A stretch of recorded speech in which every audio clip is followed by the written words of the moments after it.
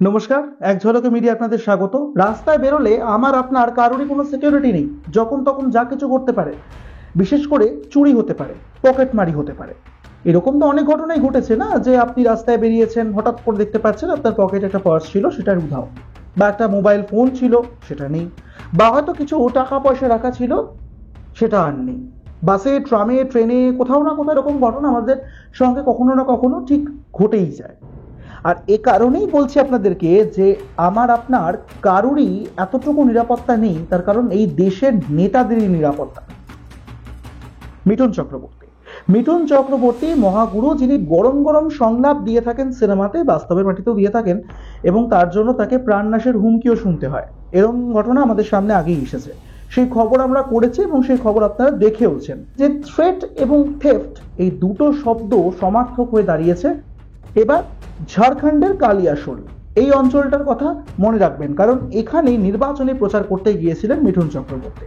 সব ঠিকঠাক ছিল, কিন্তু হঠাৎ করে মাইকে শোনা গেল একটা অ্যানাউন্সমেন্ট। সাধারণত জনসভায় বা কোনো পলিটিক্যাল কোনো র্যালিতে এই ধরনের অ্যানাউন্সমেন্ট শোনা যায়নি, আমি অন্তত শুনিনি আমার এই স্বল্প জীবনে। আপনারা শুনেছেন নাকি সেটাও কিন্তু কমেন্ট করে আমাদেরকে জানাবেন। শোনা গেল যে মিঠুন চক্রবর্তীর পার্স নিয়ে নিয়েছেন, দয়া করে ফেরত দিয়ে দিন।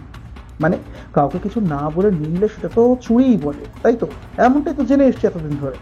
আর চুরি হয়েছে এটাই এ কারণে আমরা বলছি যে মহাগুরু মিঠুন চক্রবর্তী তার পার্সটা এবার চুরি হয়ে গেল ঝাড়খণ্ডের নির্বাচনী প্রচারে গিয়ে।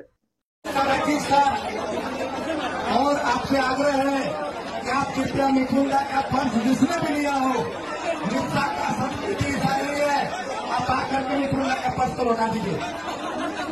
और मंच पे आग्रह है आप लोगों से कृपया मंच को खाली करें। স্বাভাবিক, আপনাদেরকে ভিডিওর শুরুতেই যেরকম বলেছিলাম যে আমার আপনার কারোরই বিন্দুমাত্র সিকিউরিটি নেই। জোর দিয়ে বলতে পারছি এ কারণেই, কারণ এই দেশের নেতা নেতৃত্বদেরও সিকিউরিটি নেই। ঘটনাটা ঠিক কি ঘটেছে জানেন? একটু সংক্ষেপে বলছি আপনাদেরকে। ঝাড়খণ্ডের এই অঞ্চলে গিয়েছিলেন মিঠুন চক্রবর্তী নির্বাচনী প্রচারে। হঠাৎ করে দেখা গেল যে সেখানে খুব ভিড় হয়ে গিয়েছে। এবার সেখানে ইনঅ্যাডিকুয়েট সিকিউরিটি, আমি একটা পোর্টাল অন্তত এরকমই দেখলাম লেখা রয়েছে। সেই পর্যাপ্ত নিরাপত্তা রক্ষী না থাকার কারণে সাধারণ মানুষের যেখানে উপস্থিত ছিলেন অনেকেই উঠে গেলেন স্টেজে, ছবি তুলবেন, হাত মেলাবেন, মানে এরকমটা হয় আর কি।